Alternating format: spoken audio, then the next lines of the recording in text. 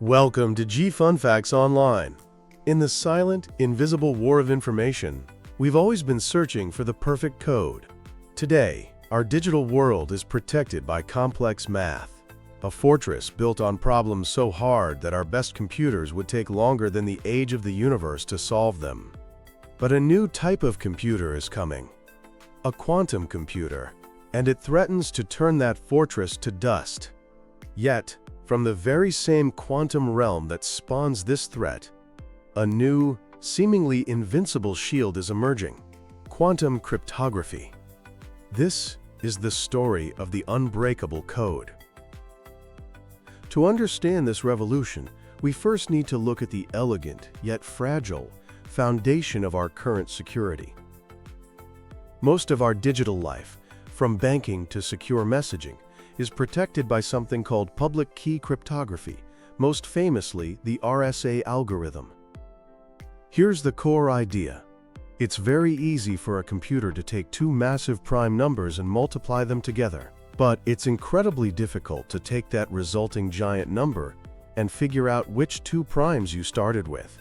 It's like mixing two specific, secret colors of paint to create a unique new shade. It's easy to mix them, but almost impossible to perfectly unmix them and figure out the original ingredients. Our security relies on this difficulty. The secret to unlocking the data is tied to those original prime numbers. For a classical computer, finding them is a task of brute force, trying trillions upon trillions of possibilities. It's computationally intractable. But notice the key phrase there. For a classical computer, our mathematical shield has a fatal flaw. Its strength is contingent on the limitations of our current technology.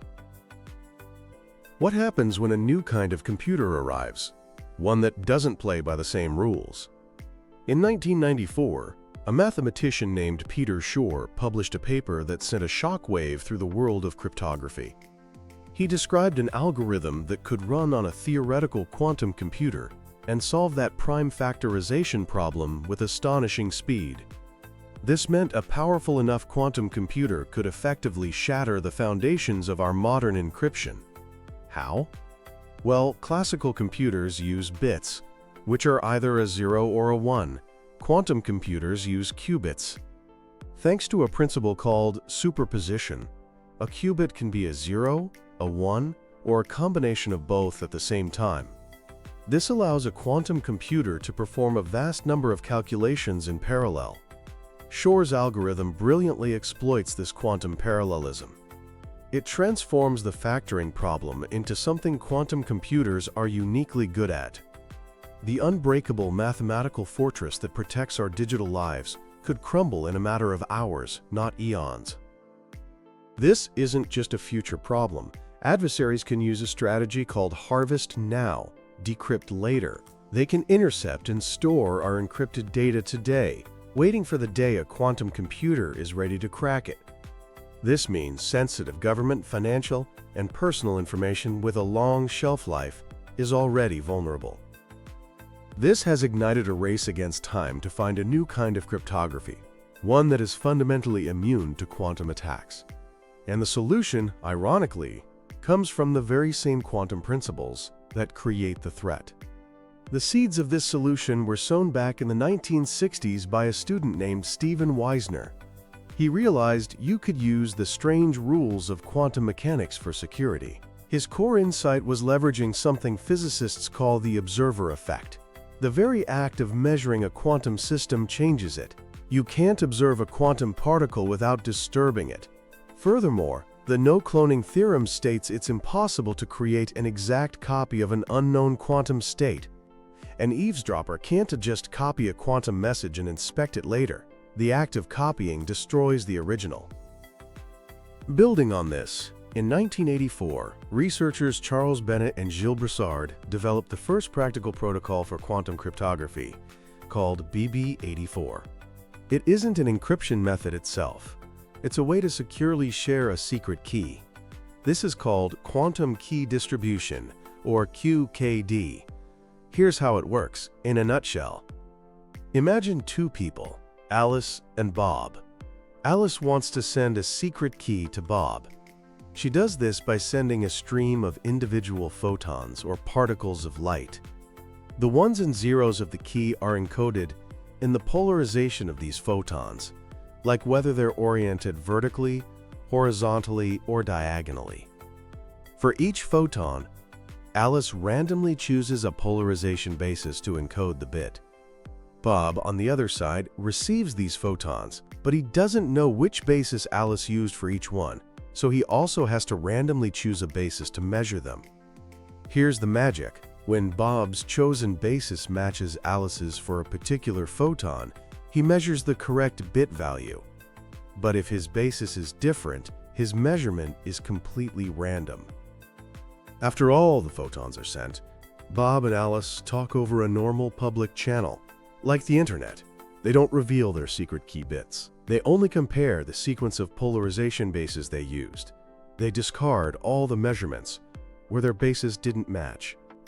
The remaining string of bits, where they both use the same basis, becomes their shared secret key. Now what if an eavesdropper, let's call her Eve, tries to intercept the photons?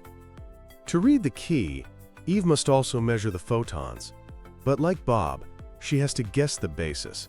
If she guesses wrong, her measurement alters the photon's state. When she sends this altered photon onto Bob, it introduces an error into the system. After Alice and Bob create their key, they publicly compare a small, random sample of it. If there are more errors than expected from natural noise, they know someone was listening in. They discard the key and start over. The security isn't based on a hard math problem. It's guaranteed by a law of physics. The act of eavesdropping leaves a detectable trace. Another, even more mind-bending method called E91 uses a phenomenon Einstein called spooky action at a distance, quantum entanglement. Here, a source creates pairs of entangled photons, whose fates are linked no matter how far apart they are. One photon goes to Alice, the other to Bob. Any attempt by Eve to intercept one particle would instantly break the entanglement, which Alice and Bob can detect with a special test, alerting them to her presence. This isn't just theory anymore. Quantum cryptography is being deployed in the real world. The financial sector is an early adopter. Banks like HSBC and JP Morgan Chase have run trials using QKD to secure transactions in blockchain applications against the harvest, now decrypt, later threat. Governments and militaries are also major investors seeking untappable communication channels for national security. Several countries are building large-scale quantum networks.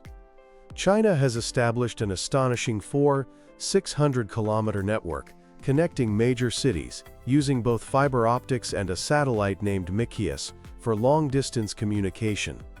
The European Union is building the Euro QCI, a secure quantum network to span all 27 member states, protecting critical infrastructure like hospitals and power grids. And companies like Toshiba are deploying commercial quantum networks in the UK and France. But despite this incredible progress, there are still major hurdles. The first is the tyranny of distance. The photons carrying quantum information can get absorbed or scattered in fiber optic cables, limiting a direct link to a few hundred kilometers. The solution is something called a quantum repeater. Unlike a classical amplifier, you can't just copy and boost a quantum state. Quantum repeaters are complex devices that must use tricks like entanglement swapping to extend the range of the connection. Building a practical, efficient quantum repeater network is still a huge research challenge. Another problem is decoherence. Quantum states are incredibly fragile.